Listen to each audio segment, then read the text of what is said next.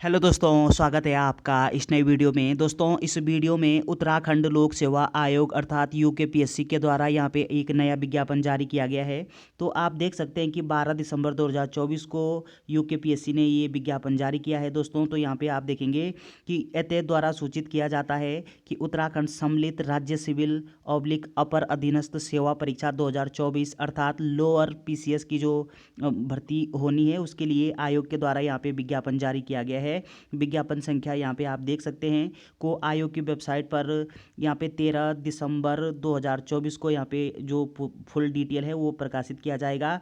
और आप देखेंगे दोस्तों इसके लिए कि ऑनलाइन आवेदन करने की जो तिथि है वो कल से शुरू हो जाएगी, यानी 13 दिसंबर 2024 से इसके लिए ऑनलाइन आवेदन पत्र आमंत्रित किए जा रहे हैं। और जिसकी अंतिम तिथि आयोग के द्वारा 4 जनवरी 2025 यहाँ पे निर्धारित की गई है।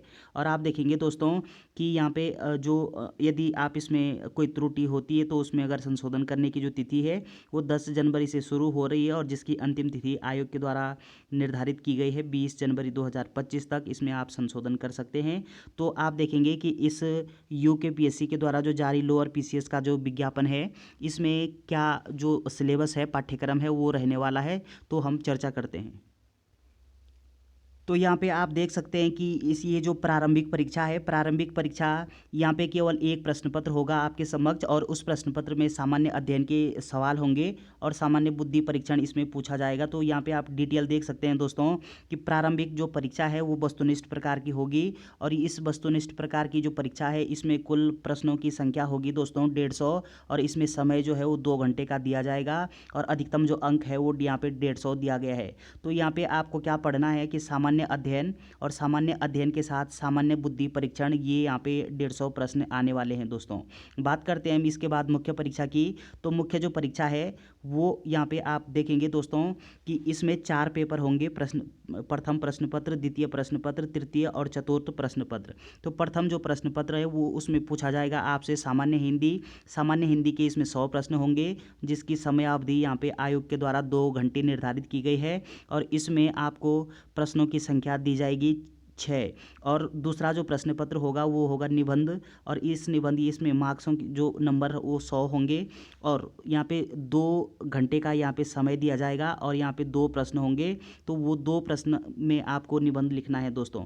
यहाँ पे आप देखेंगे कि जो तृतीय प्रश्न पत्र होगा वो सामान्य अध्ययन प्रथम का होगा। इसमें अधिकतम जो मार्क्स है वो 200 दिया गया है और इसमें जो समयावधि है वो आयोग के द्वारा 3 घंटे निर्धारित की गई है और इसमें प्रश्नों की संख्या पूछी जाएगी आपसे 20। तो 20 प्रश्न पूछे जाएंगे, 3 घंटे का समय होगा, 200 मार्क्स होगा और ये हो जाएगा। इसमें पूछा जाएगा सामान्य अध्ययन प्रथम। दूसरा आप देखेंगे चतुर्थ जो प्रश्न पत्र होगा ये सामान्य अध्ययन द्वितीय का होगा।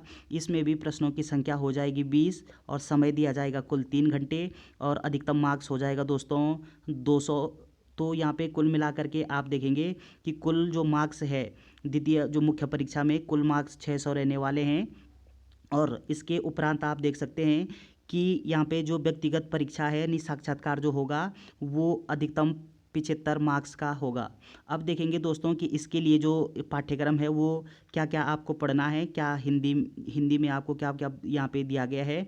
तो आप देखेंगे कि अधिकतम जो 100 नंबर की हिंदी पूछी जानी है तो हिंदी में पूछा जाएगा आपसे वर्ण एवं शब्द। तो इसके अंतर्गत आपको पढ़ना है स्वर एवं व्यंजन, वर्ण पढ़ना है, संधि एवं भेद, समास एवं भेद, उपसर्ग एवं प्रत्यय पढ़ना है और व्याकरणिक जो कोटियां हैं संज्ञा, सर्वनाम, विशेषण, क्रिया विशेषण इत्यादि ये आपको पढ़ना है और ये पूछा जाएगा दोस्तों आपसे 10 नंबर का। आगे आप देखेंगे कि शब्द रचना और अर्थ में आपसे पूछा जाएगा पर्यायवाची शब्द पूछा जाएगा, विलोम अर्थात विपरीतार्थक जो शब्द है वो पूछे जाएंगे, शब्द युग्म आपसे पूछे जाएंगे, वाक्य या वाक्यांश के लिए एक शब्द पूछा जाएगा, तत्सम शब्द, तद्भव शब्द, देशज, विदेशज, रूढ़, यौगिक तथा योग रूढ़ शब्द ये पूछे जाएंगे। और कितने नंबर का पूछा जाएगा दोस्तों, तो यहाँ पे दिया गया है 15 मार्क्स का।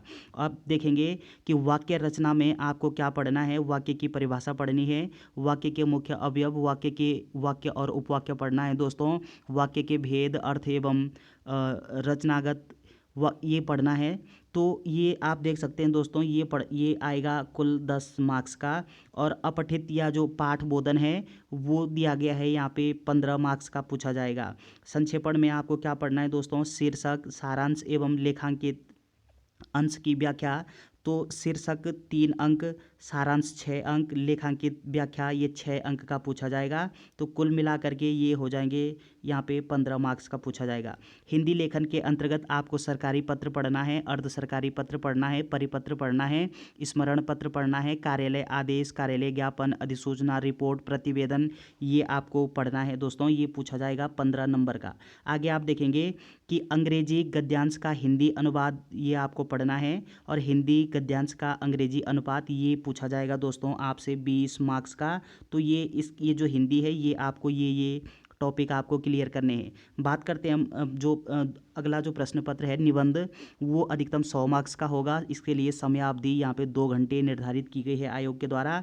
इसमें आपको क्या पढ़ना है दोस्तों, साहित्य एवं संस्कृति का अध्ययन आपको करना है, सामाजिक, राजनीतिक और आर्थिक ये आपको पढ़ना है, राष्ट्रीय/अंतर्राष्ट्रीय विषय ये आपको ध्यान से पढ़ना है दोस्तों, राष्ट्रीय विकास, विज्ञान एवं प्रौद्योगिकी से संबंधित जो नीतियां हैं वो उसका अध्ययन आपको करना होगा, और पर्यावरण एवं प्राकृतिक जो आपदाएं हैं जैसे भूस्खलन, जल प्रलय, सूखा एवं भूकंप इत्यादि का अध्ययन आपको गहनता से करना होगा। खंड ब की जब हम बात करते हैं तो खंड ब में आपको उत्तराखंड का ऐतिहासिक ये पढ़ना पड़ेगा, और कलात्मक एवं सांस्कृतिक जो परिदृश्य है उत्तराखंड का वो आपको पढ़ना होगा दोस्तों। उत्तराखंड की सामाजिक एवं सांस्कृतिक संरचना, इसका अध्ययन करना होगा। उत्तराखंड में पर्यावरण संरक्षण एवं आपदा प्रबंधन ये आपको पढ़ना होगा। उत्तराखंड में महिलाओं की आर्थिक एवं राजनीतिक भूमिका तथा महिलाओं सशक्तिकरण टॉपिक जो है ये आपको अध्ययन करना होगा। अगला टॉपिक यहाँ पे दिया गया है उत्तराखंड का आर्थिक एवं भौगोलिक परिदृश्य एवं पर्यटन, उत्तराखंड में पलायन की समस्या। तो ये जो तमाम टॉपिक हैं ये आपको पढ़ना है दोस्तों। बात करते हैं हम सामान्य, ये जो प्रथम प्रश्न पत्र होगा इसकी समयावधि कुल 3 घंटे रहने वाली है, और इसके लिए आपको क्या क्या पढ़ना है, भारत का इतिहास, भारत की ये कला, संस्कृति एवं समाज ये आपको पढ़ना है। तो इसके लिए आप यहाँ पे देख सकते हैं कि क्या क्या आपको इसमें अध्ययन करना है।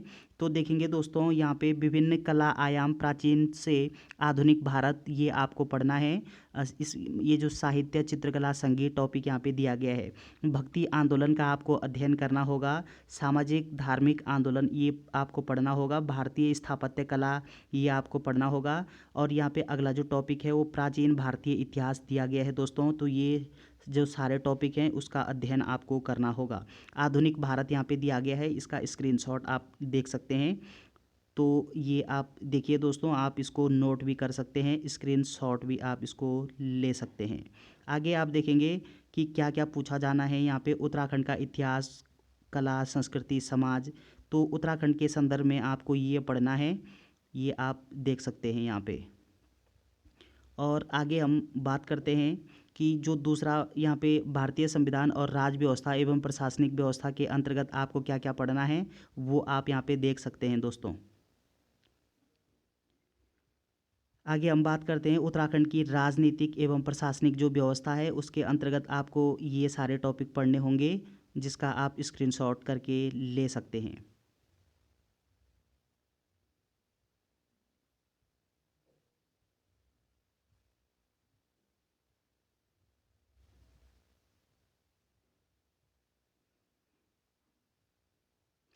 और दोस्तों ये जो द्वितीय प्रश्न पत्र है, द्वितीय प्रश्न पत्र की समयावधि यहाँ पे 3 घंटे आयोग के द्वारा निर्धारित की गई है, और इसमें आपको भारतीय जो अर्थव्यवस्था है उसके बारे में आपको पढ़ना है।